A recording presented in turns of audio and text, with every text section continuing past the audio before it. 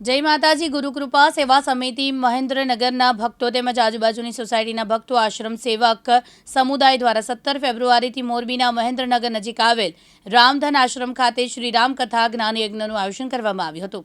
આ કથામાં હજારો ભાવિક ભક્તોએ કથાનું રસપાન કરાવી રહ્યા છે, સાથે સ્વયંસેવકો અવિરત કથામાં સેવા આપી રહ્યા છે।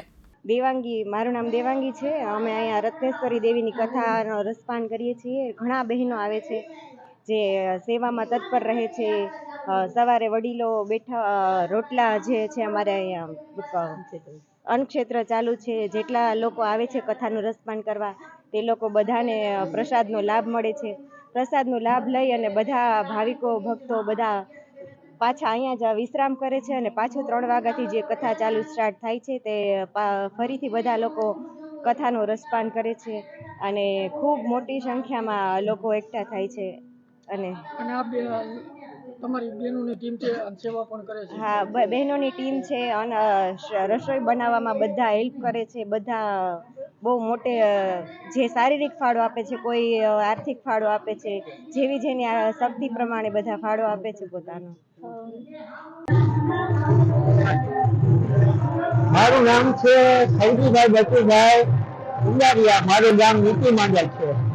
આ માતાજી સાથે અમે 15 વર્ષથી આ સંકળાયેલા છીએ અને અલગ ઘણી ગૌશાળા ગોરખી જડિયા આ માતાજીનું બીજું સ્થાન છે, ત્યાં અમે 350 ગાયોની સેવા કરીએ છીએ અને માતાજીના સતત માર્ગદર્શન હેઠળ અમે 350 ગાયોની અવિરત સેવા કરીએ છીએ અને માતાજીના અવિરત આશીર્વાદ છે।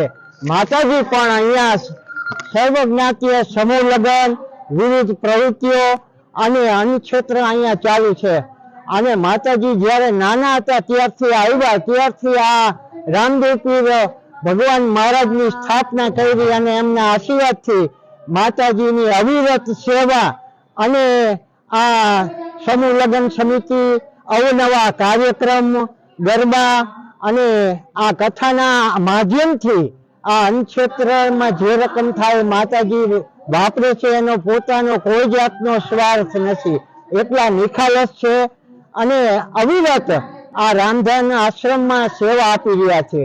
મહેન્દ્રનગર ગામ આજુબાજુના વિસ્તારના બધા સ્વયંસેવકો હરિભક્તોનો પણ અમૂલ્ય ફાળો છે અને સતત આશ્રમમાં સેવા પ્રવૃત્તિ કરવા માટે અવિરત આવતા રહે છે। આ રામધન આશ્રમ આપણા મોરબી જિલ્લાની અંદર પ્રથમ નંબર આવે, કારણ કે માતાજીનું યોગદાન જ એવડું છે।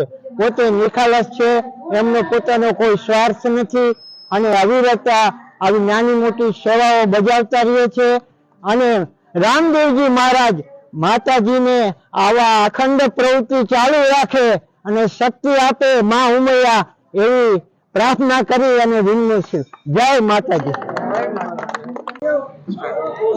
જય શ્રી રામ બધા ભક્તોને।